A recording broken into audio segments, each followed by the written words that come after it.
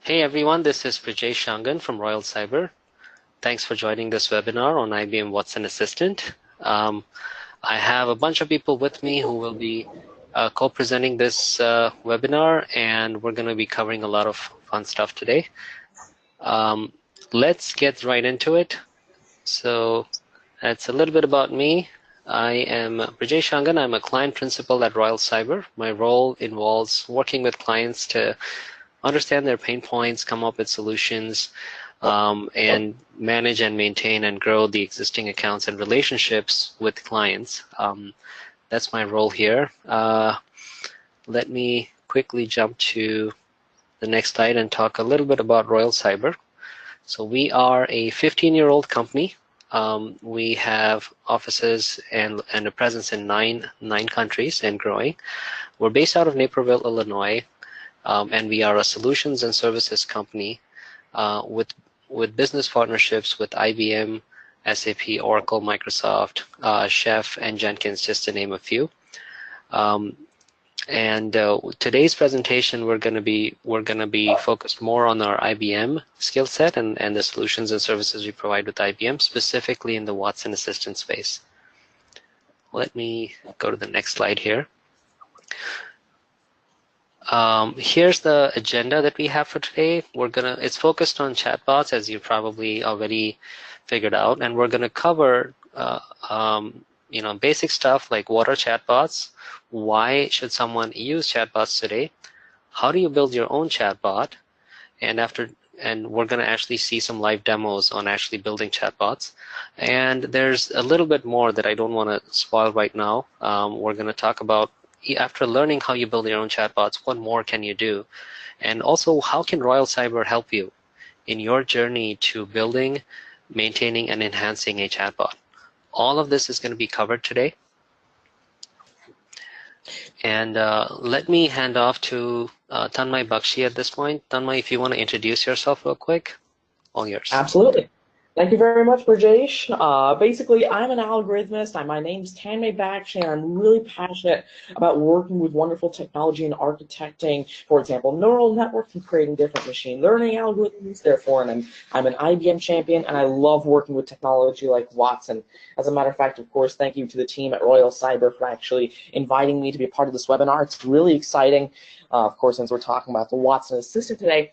But what I would love to do is actually dive right into chatbots and the Watson Assistant itself and why exactly it's useful. More specifically, I'd like to talk about why it's useful by showing a real-life example of where chatbots are today. And to do this, I'd like to invite Timothy Duncan, my mentor, who is a former IBM Watson and cloud specialist and now a technology specialist, onto the webinar to show you where chatbots are today and what they're doing for us. Thanks, Tanmay. So thanks again. Hello, everyone. My name is Timothy Duncan, and I'm a technology specialist. I spend my time building technology solutions that leverage machine learning and deep learning techniques with Tanmay. Before transitioning to working with Tanmay full-time, I was an IBM Cloud and Watson specialist for IBM out of the Dallas, Texas office, as Tanmay mentioned. I'm here today to share some insights into the market that are useful and to highlight a case study from an IBM client who's leveraged the Watson Assistant technology to improve their business with this virtual agent technology that we're highlighting. I believe I have an interesting perspective here as I've both delivered this solution to clients and I am a client of the solution now that Tanmay and I almost always use these services when building technology solutions ourselves. We rely on this technology to be the foundation for some of our AI development needs. So with that, let's get into it. First one, I want to talk about the market. Where is it at? And whenever we were doing this overview, it's hard to pin down virtual assistant into an industry. It's becoming inherently cross-vertical, meaning that it can be applied to almost any industry vertical because all industry verticals have customers that have questions. And with the kind of society we're in now, where it's 24/7 by 365, every industry can improve the customer experience by providing this type of technology. So this is why we believe this service is becoming inherently cross-vertical. I think every business and every industry should be evaluating what kind of automated services they can offer their customers to improve the experience and make their business more efficient. So instead of trying to figure out what industry is right for this technology, it helps to think about what tasks your customers would find useful when determining if your business would find value in creating this type of service. As you can see from this bar chart, this is some predicted use cases for chatbots whenever clients or customers were surveyed. And as you can see from the top three, getting a quick answer in an emergency or resolving a complaint or a problem, getting detailed answers or explanations is all something that customers found value in. So if you're in your industry, it might be better to think about, do I have customers, and what are my customers wanting, and can I provide some increased efficiency and automation through the chatbot by deploying that service. So let's move on. If you think about just the type of industries in general, each of these industries has customers that they want to provide a positive customer experience for. Now that customers, again, are in a 24/7/365 world, these are all industries that can provide a better experience for the customer. Just personally, I think about my credit card company or a cable provider. I've used both of these, a chatbot with both of my credit card and cable provider over the last 2 weeks. And they're using this kind of technology. And to think about e-commerce, all of these have customers that can answer questions. All right, so let's dive into the use case I was talking about, which the use case we're going to be highlighting this time is with Autodesk. Autodesk is a global leader in 3D computer-aided design, engineering, and entertainment software. They created a virtual agent using the Watson Assist technology to be a one-stop shop for all their customer interaction. When going through this study, we found a really interesting statistic that I want to point out. 62% of customers switched to a competitor after 1 to 2 bad experiences. Another stat that I remember was 90% of these customers will go tell their friends and family about that negative experience. So you can imagine the type of demands that customers are requiring of different businesses. And so using a technology like Watson Assist can be really powerful to help make these experiences the best as time goes along. So this is one of the biggest reasons why so many businesses across all industries are investing in building these solutions. When Autodesk was building their virtual agent, they wanted the following 3 benefits: faster resolution of simple tier 1 questions. They wanted to move to be a 24/7/365 operation and provide better service at a lower cost. At the time, they were handling 1 million customer queries a year. And the way that they built this service, they used the data from their chat logs, use cases, and forum posts. So let's look at some of the benefits that were realized after implementing this technology. Their conversation assistant now handles 30,000 conversations per month. And whenever they deploy this technology, as you can see on the right, the green is without their AI, their virtual assistant. And before that, their customer resolution time was about 2,280 minutes per use case. Whenever they deployed that, they brought that down to under about 5.4 minutes per use case. It's 432 times faster. Another interesting stat to point out is they cut the cost per case whenever they deployed it. Before the green on the right, it was on average about $100 per case. And after they deployed the AI technology, they were able to cut that down to about $1 per case, 107 times less. So this is just an example of where the market is and what can be done if you deploy some technology like this. So with that, I'm going to hand it back over to Tanmay, and I thank everybody for their time. Hey Tim, this is Rajesh. I think I'm not able to hear Tanmay. Is anyone else able to hear him? No, I'm not. I just texted him and asked if he could get back with the voice. Okay. So for the rest of the folks on the call, our apologies. We seem to be having technical difficulties. Tanmay will be right back in a minute. Brajesh, it's Shari. If you want, we can kind of do my section without charts if that helps until Tanmay is back on. Yeah, sure. Go ahead, Shari. Let's start with, if you can introduce yourself and talk a little bit about your initiative. Sure, and I appreciate the opportunity to come on. So my name is Shari Spark. I'm part of the developer advocacy team at IBM, and I'm also fortunate enough to be another one of Tanmay's mentors.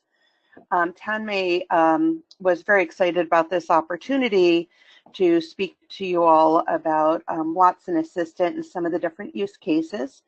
I am part of an initiative that IBM is involved in called Call for Code.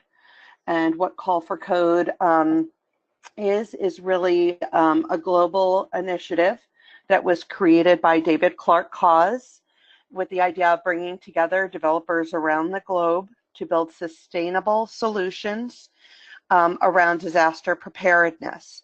So really, you know, putting the power of developers, of people that are building on technology into creating solutions that can be actually used to help prevent loss of life. So for this year, our global challenge is around, as I mentioned, disaster preparedness, but creating solutions really around the areas of health and well-being. You know, we're all sort of coming off of a year where we've seen some very extensive growth in not just natural disasters, but also the ripple effect that it has on people, communities, the companies that operate there, and the economy of those spaces.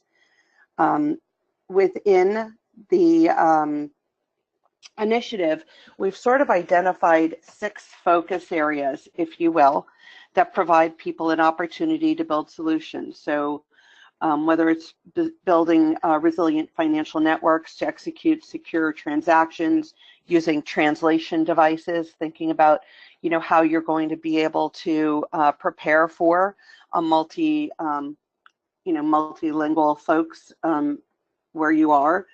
And then one of the ones that leads into Watson Assistant is really improving logistics based on traffic and weather activity to reduce the number of people affected.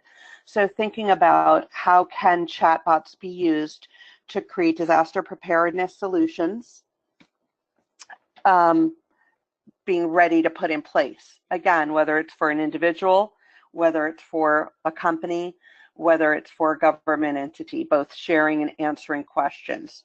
You know, think about some of the basics that get asked all the time: where to go, what's the weather like, you know, is the traffic heavy, how do I get out of here, type of thing. Within each of these areas, there are a number of what we call IBM code patterns that have been identified to help people get started very quickly. So you will have the ability to go into these areas. You will see a draft of the architecture, the ability to view a demo, the ability to try an app, and then, you know, you can go actually fork code to get started. So where you can go to get more information about this and check out some of these focus areas and code patterns is developer.ibm.com/call-for-code, or you can also check out callforcode.org. You can go and register your interest and sign up for this challenge. Winners of the challenge will have been judged by some of the best from a technology perspective and have the opportunity to pitch to a VC, which is NEA. You will win $200,000 US, and also have the ability to join IBM Corporate Service Corps and actually deploying your solution in an area of the world that could most use it.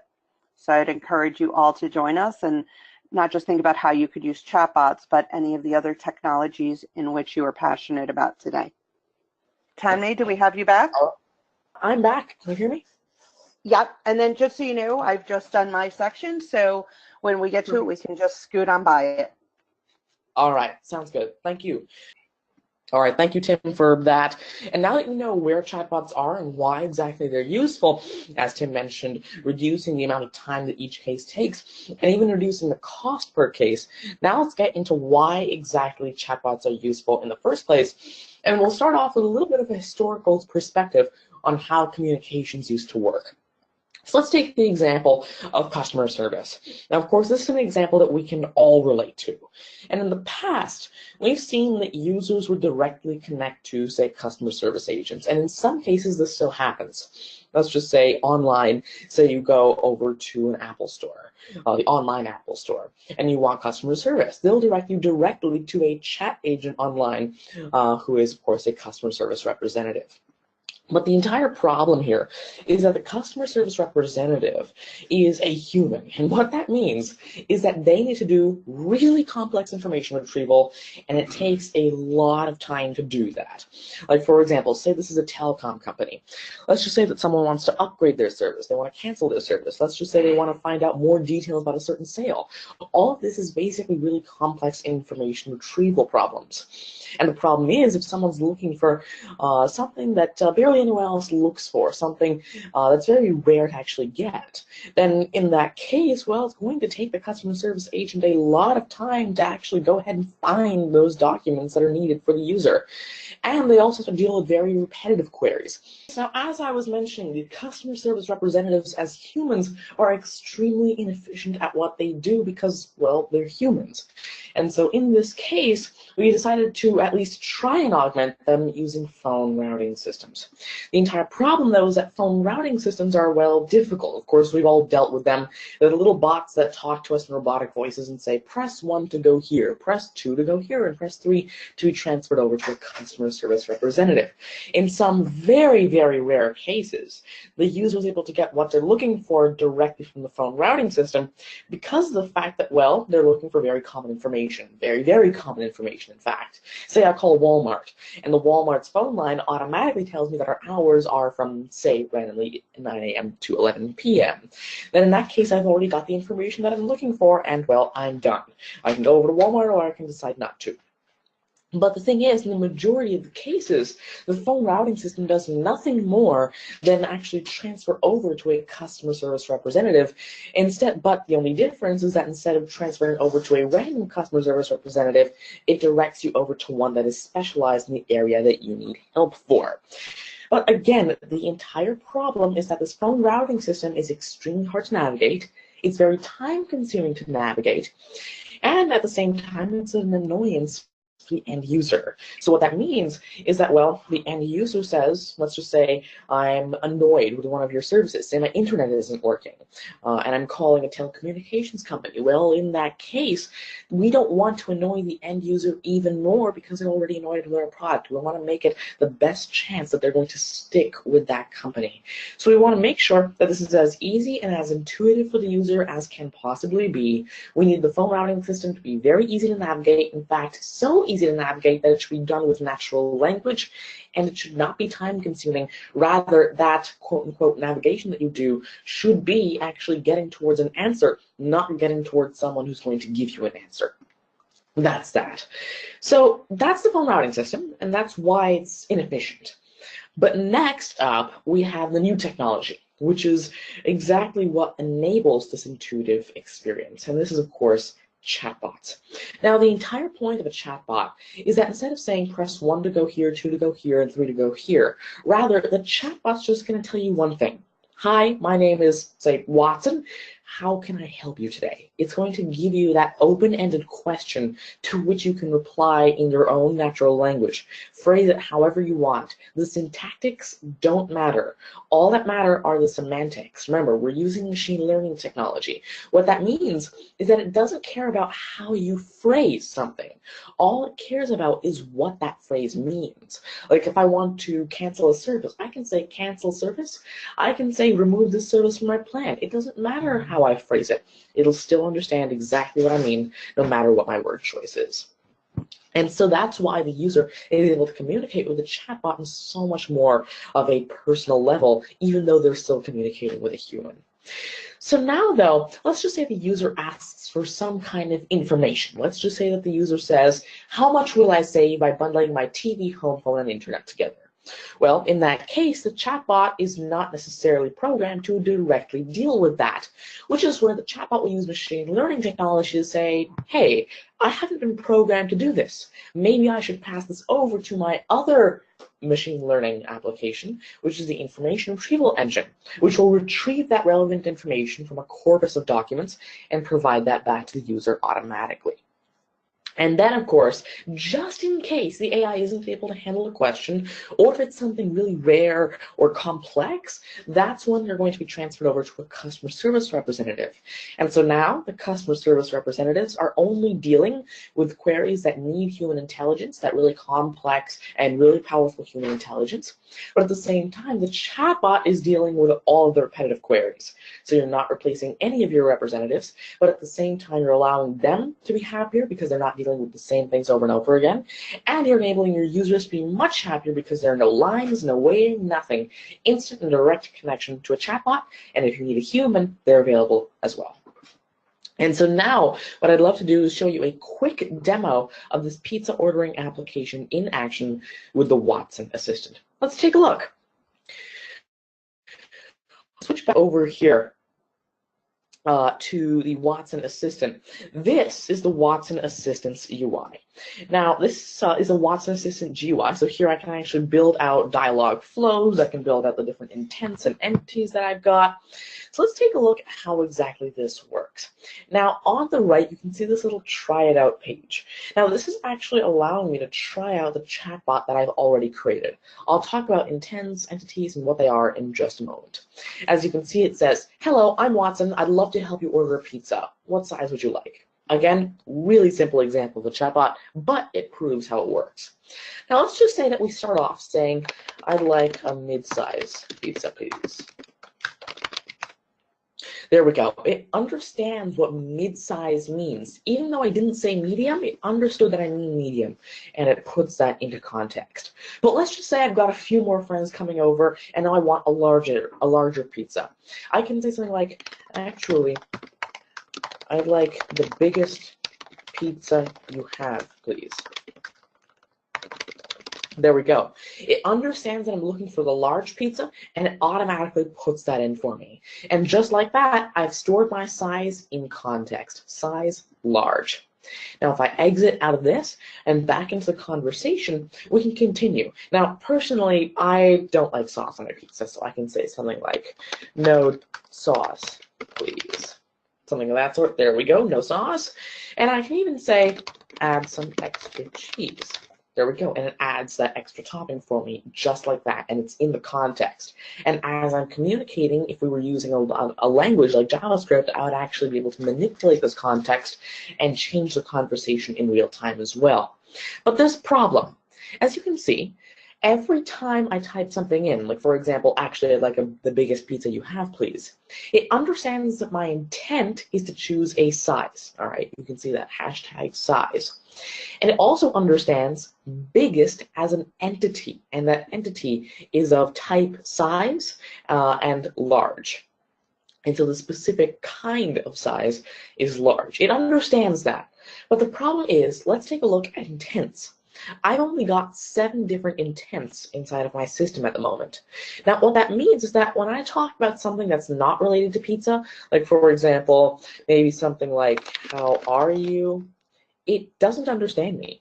And if I were to say something like, "Tell me a joke," of course, it won't understand. It's actually going to misinterpret that as a different intent, which is why exactly you need to implement more and more intents to make this a much more natural experience, because chit-chat is something that's going to happen naturally with a bot.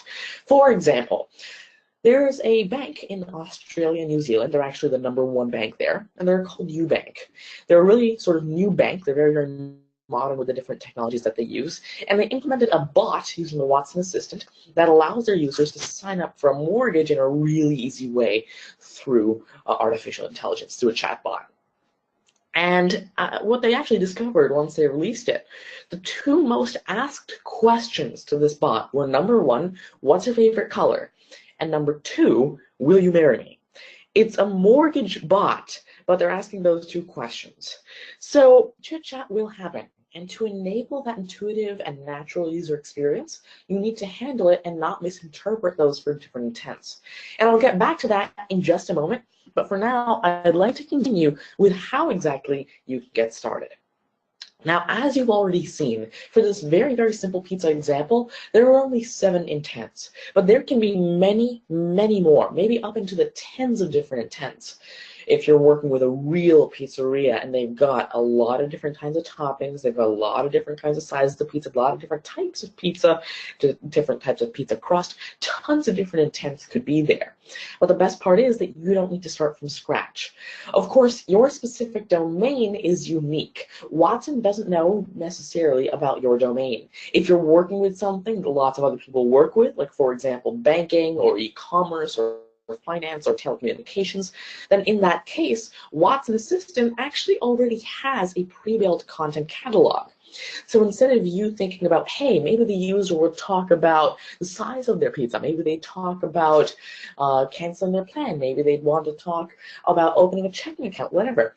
Instead of thinking about each and every one of those manually, you can actually literally copy and paste a bunch of different intents and entities from the IBM Watson content catalog into your chatbot. And then you can actually specify and actually work towards retraining those intents and entities to work specifically well with your unique use case or your unique company. That's the entire power of the content catalog. And of course, it also provides off-topic as well. Like for example, instead of me thinking about all the different ways that a user could actually do chit-chat with the bot, the content catalog already has those intents in there for me. And so now I'd like to show you a quick demo of implementing some of the content from this content catalog into the Pizza chatbot to enable a much more natural user experience and how easily you can do that. As a matter of fact, it'll take me 5 minutes to do, but it'll give you a good idea how easy it really is and why I'm not exaggerating at all when I say that. All right, as you can see, inside of my workspace called the Royal Cyber Pizza demo, I've got this content catalog page along with my intents, entities, and dialogue. Inside of the content catalog, I can go over to the general category, but I could go to any one. I could go to customer care, e-commerce, insurance, telco, utilities, banking, bot control, anything. But general is what I want to go to. As you can see, these are 10 entities or intents that are provided in this general package. Now, all I need to do is click on the Add to Workspace button over here on the top right, and there we go. It's added 10 different intents to my system. I can go over to intents, and as you can see, general underscore, whatever intent starts with general underscore has been added over to my system. Now, we've added these 10 different intents, but there's some that I don't necessarily need. Like, for example, about you, I don't need that. I don't need ending or greeting, but I'll keep the rest. Let's actually remove security assurance as well, and let's also remove agent capabilities because, of course, they specifically went to the bot with the intention of ordering a pizza. So now I'm going to remove these intents, just like that. And now I've got a specific set of intents that are specific to, of course, my use case.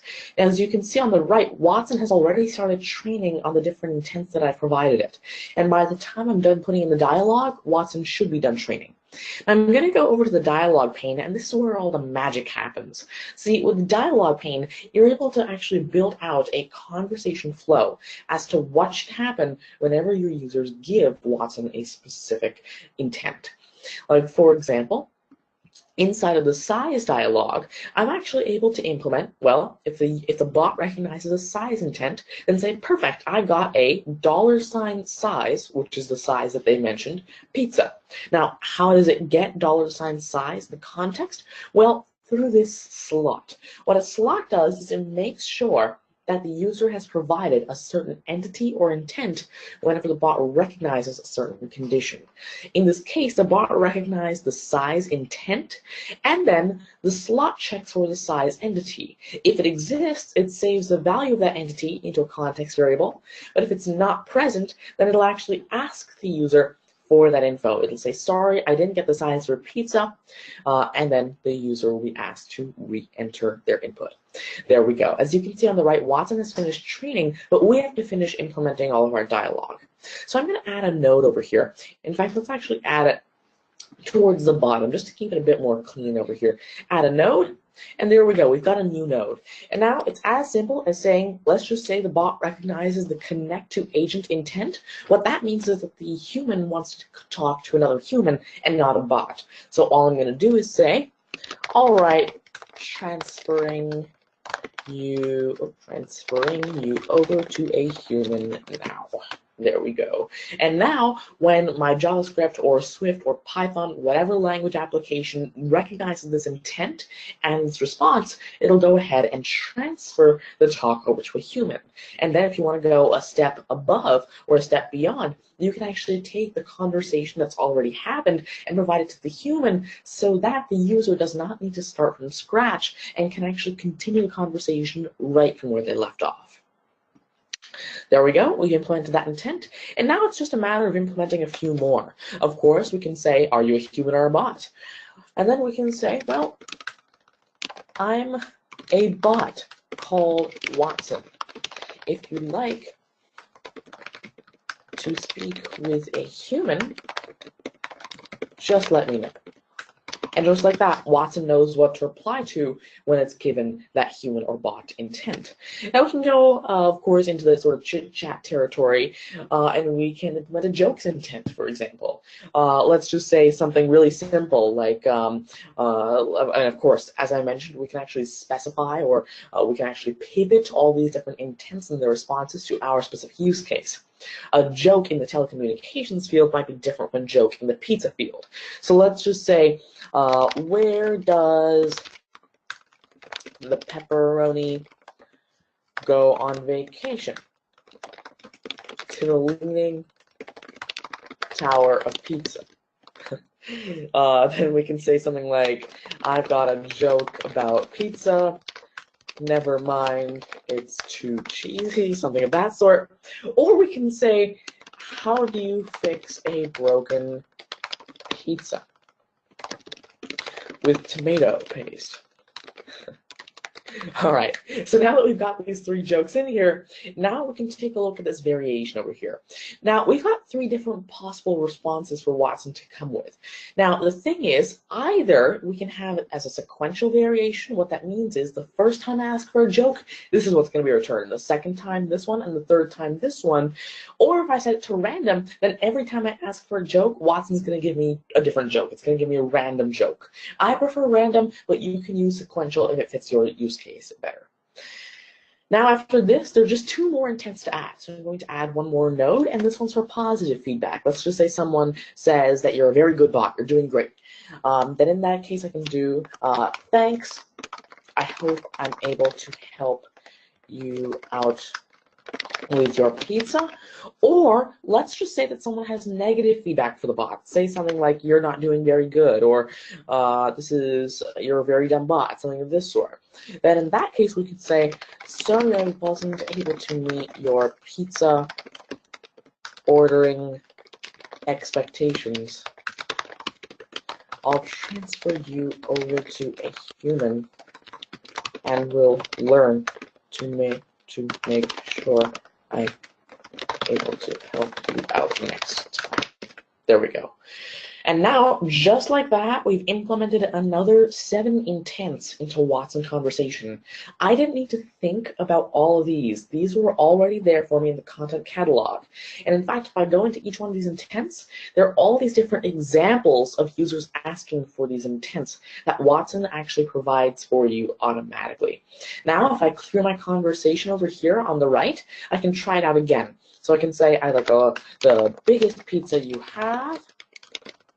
I can say no sauce, tell me a joke, and it actually understands my intent. There we go. Where does pepperoni go on vacation? To the Leaning Tower of Pizza, just like that. I can ask for it again, tell me a joke, and it should tell me a different joke. There we go. I can phrase this actually however I want, because again, we're using machine learning. I can say something funny. And there we go, it understands that I'm looking for a joke even though I didn't say the word joke. And it says, how do you fix a broken pizza? With tomato paste. And that's exactly how these pre-built intents help me build a chatbot without having to program all these intents manually. So I do hope you enjoyed that demo of implementing intents from the content catalog directly into your chatbots in a really easy way without even having to code. As I've shown you so far, Watson is powerful. But Watson is more powerful when you combine it with other services. Watson is more powerful when you use individual APIs together. And as I mentioned before, chatbots themselves don't usually cut it, because users might be looking for really specific or really complex information that they simply can't find with the help of only a chatbot, because, well, chatbots aren't heavy duty enough. They can't do actual searching for a corpora of data, which is where the discovery service comes in. I'm sure you've all heard of the discovery service. It's another one of Watson's great APIs. In essence, the discovery service is the successor to the retrieve and rank service. See, with discovery, what you can do is you can feed in a large corpora of documents. Like, for example, news articles. Let's just say we're feeding in news articles. And what you can do is you can actually run machine learning-based search on those articles using natural language. So let's just say that I feed in news articles and I want to find out where the, or who is the Prime Minister of Canada. I can go ahead and ask Discovery that question, and it'll actually grab little paraphrases, little paragraphs, or snippets of text from all those documents that would most probably answer your question. And it'll then go ahead and rank them with a score of confidence, and then whichever one is the highest will be given back to you, and that paraphrase will most probably contain the answer to your question. However, in this case, let's just say we're working with cars, and let's just say I feed in a car manual into the discovery service. Well, in that case, I can ask things like, when do I need to change my engine oil? And it'll automatically grab out the specific parts of that document that are related to your query, give that back to you. And then if you combine that with the Watson Assistant service, you can create really powerful applications that enable you to have even more personal relationships and even more intuitive relationships and interfaces with the technology that you're already using. And so now I'd like to show you one more demo. This is actually the last demo here, which actually combines the Watson Assistant and Discovery services for car control, more specifically car function control and a frequently asked questions page.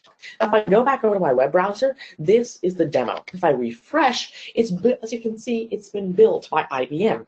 Now, the entire point is to control certain functions of your car. Now, let's just say I'm in a car.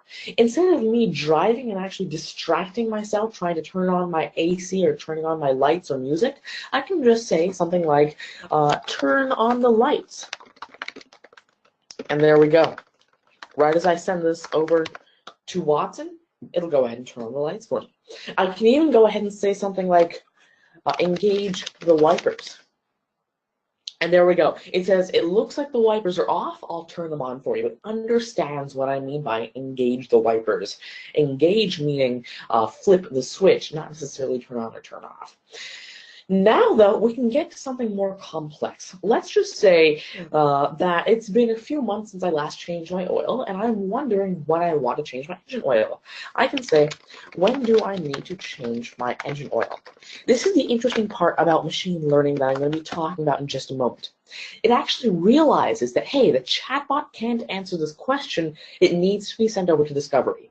So right as I send it, as you can see, it tells me and it gives me a few different documents. Now, the first one is called normal scheduled maintenance.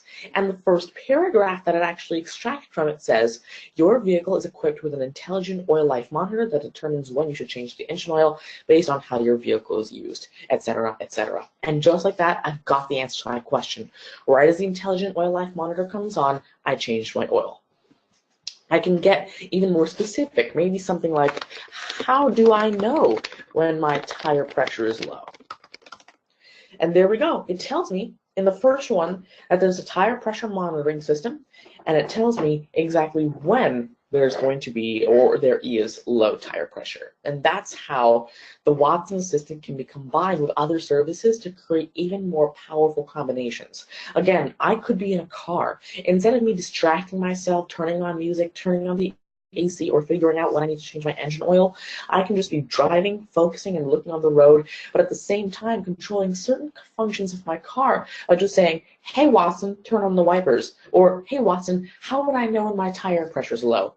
And that's why these combinations are so powerful. But still, there are lots of different questions that people have about machine learning technology. Like, for example, when do I release? Is there sort of like a catch between when I can release due to new AI? And well, Eubank actually put this perfectly. If you remember the example I was giving you a little while ago, Eubank, the major bank in Australia and New Zealand, said that they can't release their bot too early, nor can they release too late. If they release too early, then the bot isn't trained enough and it leads users in the wrong direction, therefore making them or misleading them to believe that your bot is no good and they're not going to use it again. Or if you release it too late, then you've already overfit on your own company's data, and you're not actually feeding enough real data or in the wild data that people are going to be throwing at your bot. So you need to release at just the right time when you've got a bot that works, doesn't work well, but works, and then collect more in the wild real data in that alpha stage to create a beta and then create a final product. That is absolutely necessary.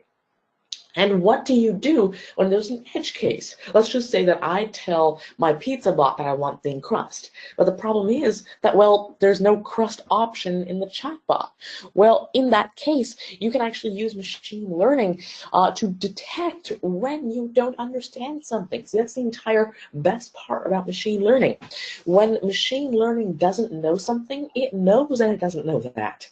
It realizes that it's unaware of what exactly you're talking about, or what exactly what you're talking about means. And so, if you were to detect, say, a low confidence value, then in that case, you could go ahead and transfer over to a human, or you can deal with it in a different way altogether, whatever your specific use case or your specific application calls for. And so that is why chatbots. I do hope you enjoyed those demos. And at this point, I would have loved to hand it over to Shari, but of course, Shari has already covered her part, and she's talked about the call for code, this wonderful initiative, and what exactly it's for. So thank you, Shari, for introducing that. And so now that you've gone through Shari's part, now that you understand why chatbots, I'm sure you're wondering, well, I got it, but what next? What do we do after this? What do we do with this technology, and how exactly can it be implemented? And so now what I'd love to do is hand this over to Brajesh, and Brajesh is going to take you over how you can begin creating your own chatbots of the Watson Assistant service with Royal Cyber's help. All right, Brajesh. Okay, thanks, Tanmay. Is everybody able to hear me? Yes, I can hear you. Excellent. All right. So let me go ahead and click on this real quick. All right. So for those of you who are wondering, this is all great, but you want to maybe a deeper dive, or maybe you have folks who have not attended this webinar and or attended this webinar, but you want to take maybe 2 steps back and start from the basics and try to, maybe if you're looking for a beginner course on how to develop your Watson Assistant. Well, we have one. This is what the course looks like. This is the course outline. This is meant for folks who are interested in building their own Watson Assistant. I know Tanmay has already showed us how easy it is, but what if you wanted to, like I said, take a step back and get some of the basics figured out first, get your core concepts, understand the core concepts, and then build your own Watson Assistant, and then go beyond. Once you build it, how do you manage it? How do you maintain it? How do you enhance it? This course covers all of these things, and Royal Cyber offers this course. If you're interested, please shoot me an email at info@royalcyber.com. Again, that's info@royalcyber.com. I have one more thing I'd like to share with you guys, which is, what if you want to build you want a Watson Assistant chatbot, but you don't have time to undergo training and to build it yourself? Well, no problem. We have something called the jumpstart package, where we can build one for you. And at a high level, this is what the jumpstart package looks like. It's a 3-week engagement where we work with you, and we build a very basic Watson Assistant Watson powered chatbot. And it's not going to cover everything. Just a disclaimer, it's going to be fairly basic, but it will cover enough for you to get started, and it'll be enough for a pilot project. And we will also have time to work with you to understand your requirements and do an assessment for whatever the gap is. So for example, Tanmay gave an example of some of the, there are situations where there are intents that the users come up with that we did not think of ourselves, and Watson isn't able to address those, and Watson just transfers you over to an actual human being. We can, with this Jumpstart package, the chatbot that we build, we will make use of that approach, and we will build some intents, and for the ones that get transferred to a human being, we will do an assessment in week 3. We will do an assessment with you in terms of what it would take to incorporate those intents also into your chatbot. So that's what the Jumpstart package is about. Again, if you're interested, please reach out to me at info@royalcyber.com. We actually have a slide with everyone's contact information, so in case you miss it, we'll, oh, there you go. So thanks, Tanmay. So this is everybody's contact information. Mine is the last column there, and yeah, like I said, Jumpstart or training, anything you're interested in, please reach out to me at info@royalcyber.com. Now, having said that, there are some questions that have come up, and at this point, I'd like to open up this this webinar to Q&A. Tanmay, do you want to click on the next slide? Do we have any more slides? I think this is the last one, I guess.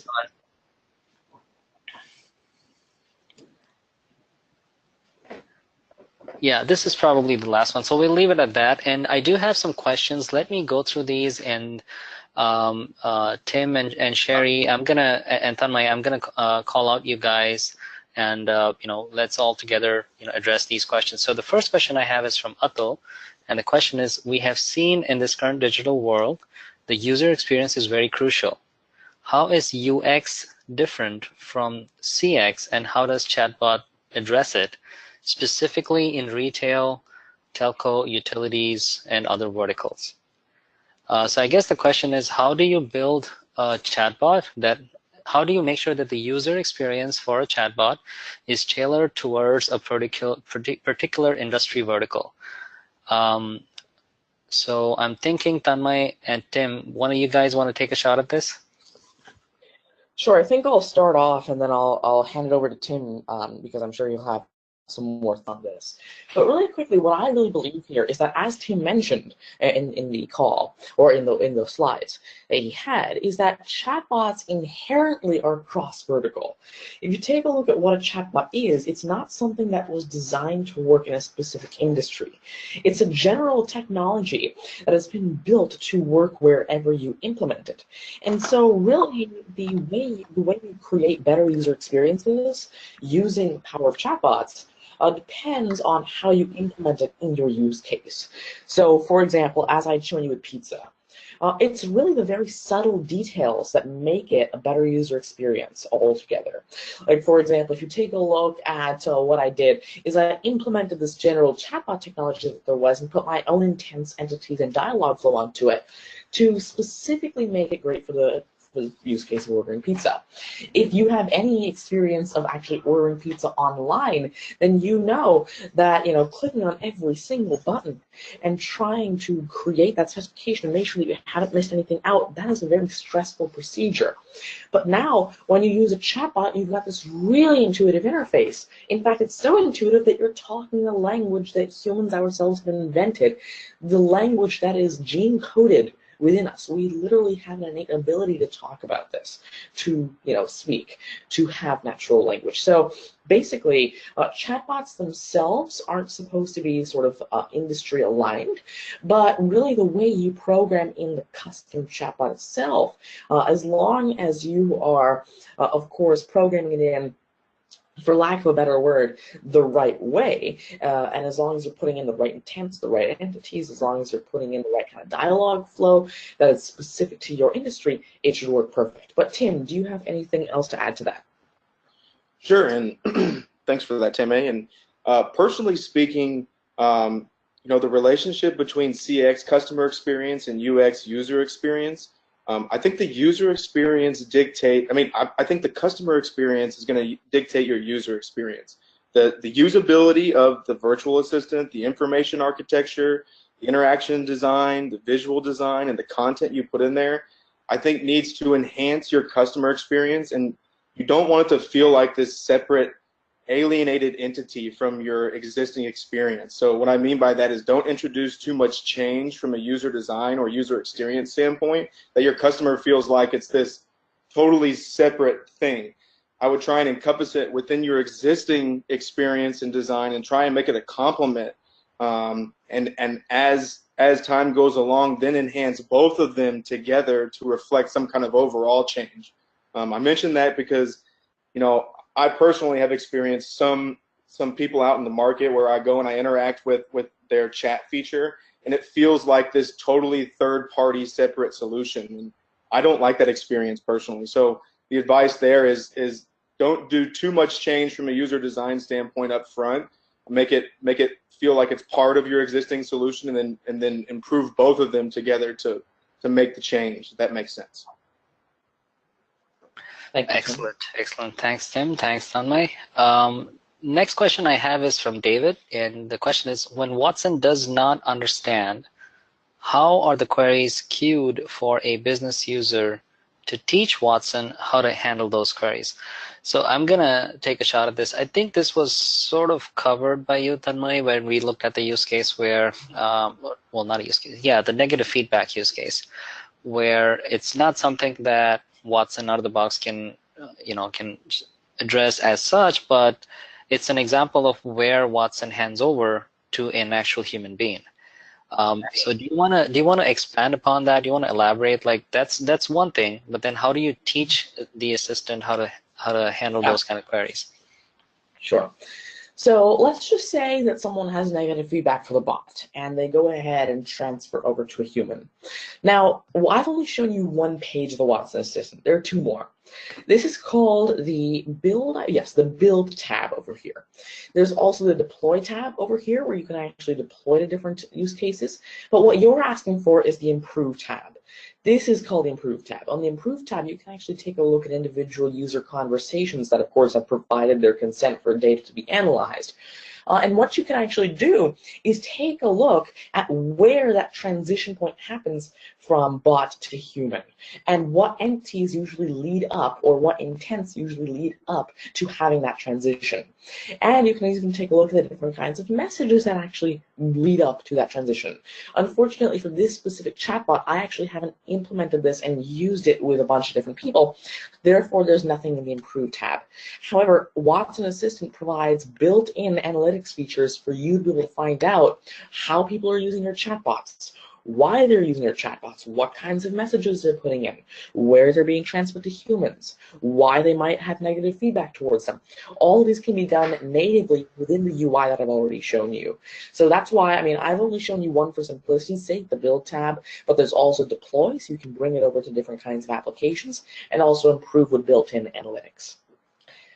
So that's that, but I'm not sure, maybe Tim has a little bit to add to that because you're a Watson specialist.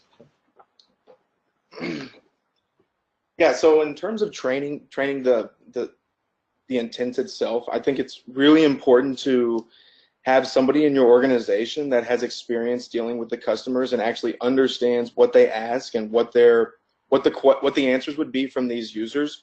It's not so much being a really powerful computer programmer in order to work with this technology. I think it more lies in the hands of having somebody that actually understands what's going on in the company. And when you have that somebody next to somebody who has some experience dealing with a piece of software, it becomes easier to fill that in, because as you saw from the UI, you don't necessarily have to be a strong programmer in order to fill out those intents, if that makes sense. Excellent, excellent. Thanks, Tim. Thanks, Tanmay. I have one more question, and I think we might need some more context on this, but let me go ahead and read it out. So the question is from Sayed, and it says, what happens if an intent is conflicted with another intent? So I'm not 100% sure what this means.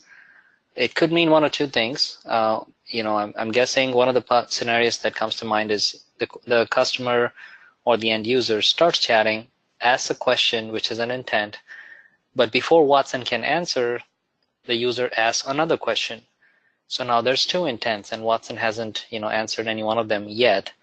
And when that happens, and that does happen in chat, we've all seen this, when two questions are asked at the same time, back to back, how does Watson address it? I think that's what this question is. I may be wrong.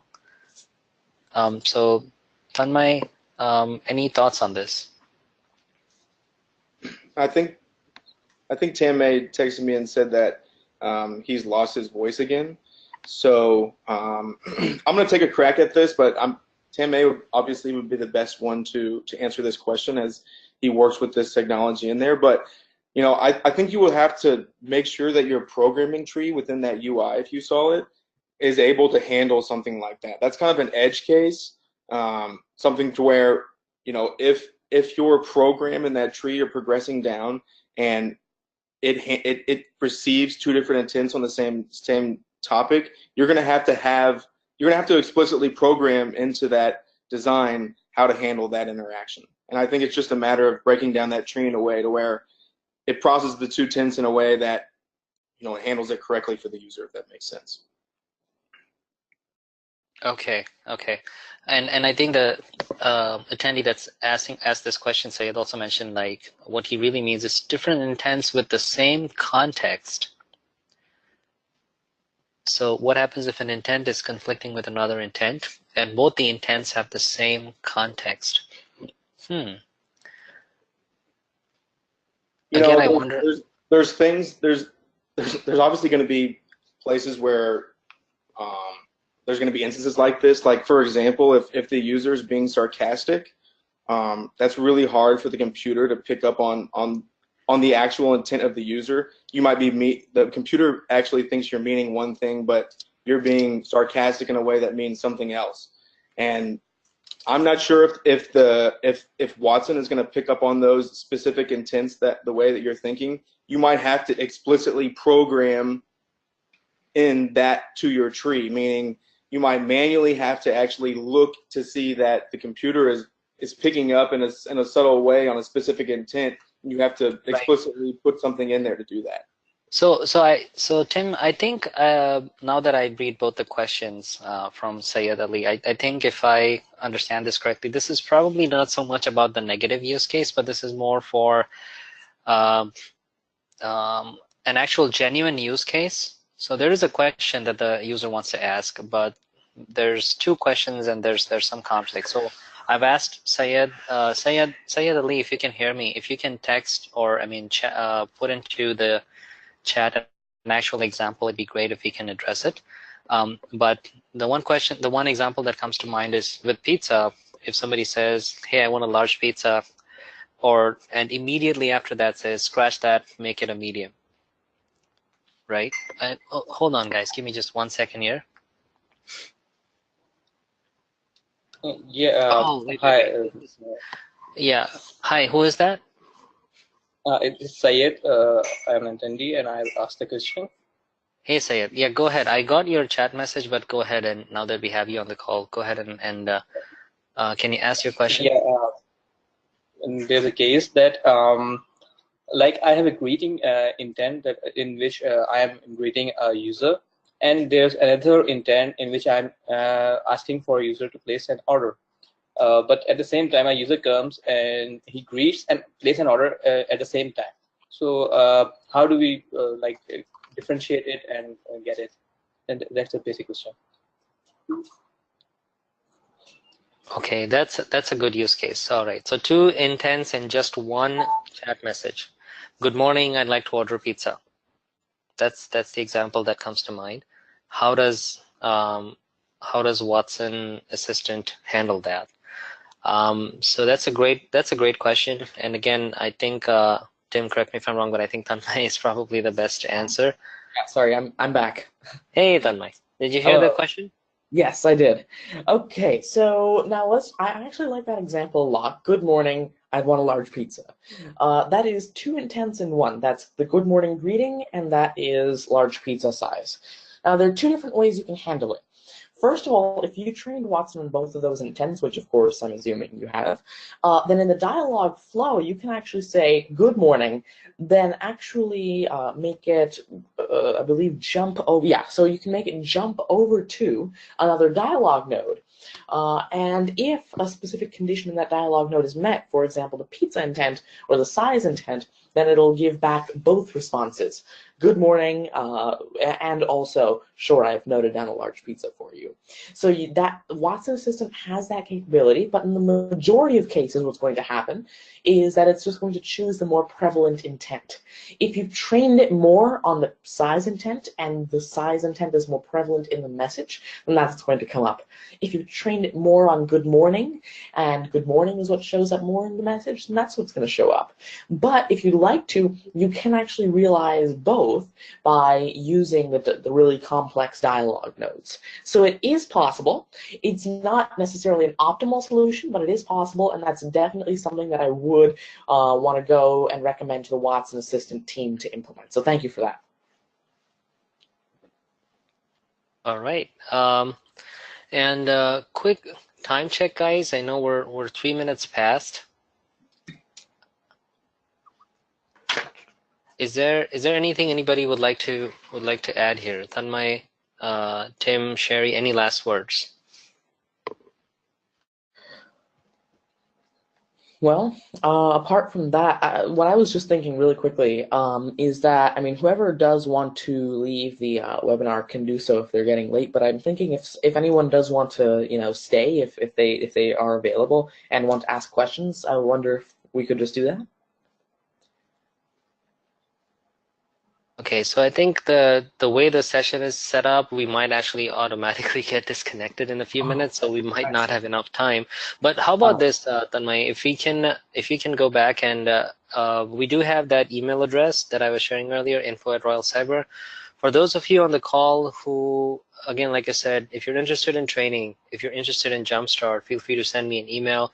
If you're interested in asking more questions, we can feel free to shoot me those questions, and I will try to get the right people involved to answer those. So not a problem at all. Give me just a second, guys.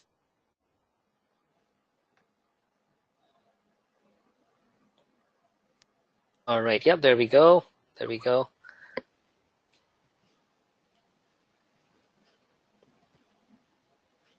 Okay, and Tanmay, it looks like we have a couple of more questions, so I'm going to keep going. I think we have like 10 more minutes. The first question is how to use digressions effectively. Okay, digressions. Now, that really depends. I mean, I need to take a look more into the dialogue. But in terms of digression, yes, like for example, let's just say someone says, I want a lot, or I'm not exactly able to think of an example of a conversation. Let's just say, yeah, so let's just say the bot asks you, what size would you like? You say large. Then the bot says, how much sauce do you want? And you say, actually, never mind, I want a small pizza. So if you go back to the size from the sauce, that would be an example of a digression. And these are a little complex to deal with, and this is, of course, one of the reasons that not just natural language, but conversational natural language is difficult to deal with. Of course, the dialogue editor in Watson Conversation or Watson Assistant does allow you to deal with digressions. What you can actually do is with the slots feature, you can actually digress back over to a node, and then you can actually use, for example, the application that you actually build in the language or language-specific application. You can set context variables to keep track of digressions as well. And then in the dialogue editor, you can actually manipulate that context in order to actually redirect the correct nodes for certain digressions. Again, it's not a very optimal solution. It's just because of the fact that dealing with natural language, specifically in a conversational context, is so difficult. So digressions are difficult to deal with, but using the context feature and of course programming those digressions directly into the applications themselves, and of course by using the dialogue editor's digressions feature, you can implement those in a much more efficient way than well doing it manually. That's interesting. I have another one that I think falls in the same category. Like naturally, I would expect a user to speak or chat this way, and I'm not sure how Watson would deal with this. So this is an example of the question is, how do you collect multiple values for the same entity?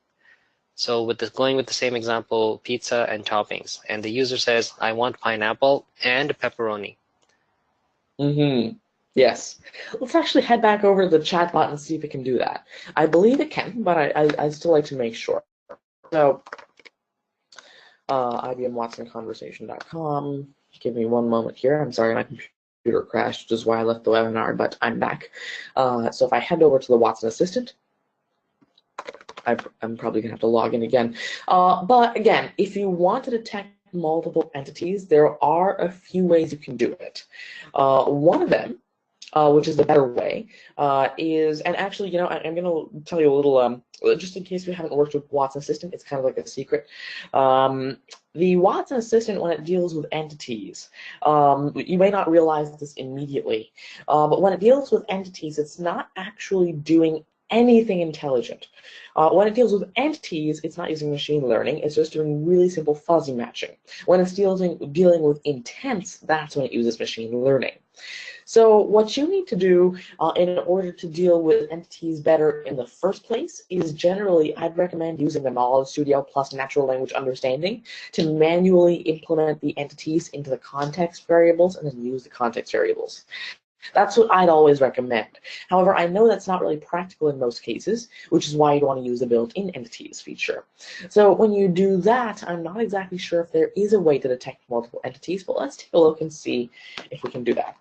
Now, the dialog does not support multiple entities, but let's see if it at least detects them. I'd like a pizza with extra cheese and, say, pineapple. There we go. See, it recognizes both toppings. All right. Now, what I'm curious about is that I tell the machine put @topping inside of a variable. Let's see what it puts. It just puts cheese. See, this is the problem here. What happens is inside of the dialog, if you go here, and if I go to the topping addition node, what I do is I check for the topping entity, and then I save it as topping. If it's not present, I ask for the topping. Now, when I asked for cheese and pineapple, it recognized both entities, but then it only added cheese to the topping. Now, what I could do is actually edit it like this: topping cheese, topping cheese. However, then the only problem is that we wouldn't be able to do the not present search. So there are ways to get around it using the context variables, but yes, in general, it will detect those two top entities. It's just up to your dialog to actually handle those entities. Interesting. Okay. And I've also seen use cases where, for example, it could be like, which of these toppings do you like? And then there's a couple of options linked there, and the user can actually just click on those. So the user clicks on pineapple, and that's recorded as a topping or as an input. The user clicks on pepperoni, and that's recorded as an input. So it kind of adds, you know, it could, I've seen we built the chatbots where we break it up and make sure that at the end of the day we get all the information, even though it might take the user a few more clicks or a few more keystrokes. So that's another way to go about it. But this is interesting. I like this question. This is a good one. Let me go back to see if there's any more. Looks like that's pretty much it. I'm not seeing any more questions, and also we're getting really close to our time here. So I'm going to go ahead and wrap up. Thank you, everyone, for joining this webinar. And like I said before, if there's anything additional anybody else needs, feel free to reach out to us at info@royalcyber.com, and I will do my best to answer your questions or try to get you to the right person who can. Thanks, Tanmay. Thanks, Tam. Thanks, Shari. Thank you all for attending. Thank you. Thank you very much. Thanks. Bye-bye. Thanks.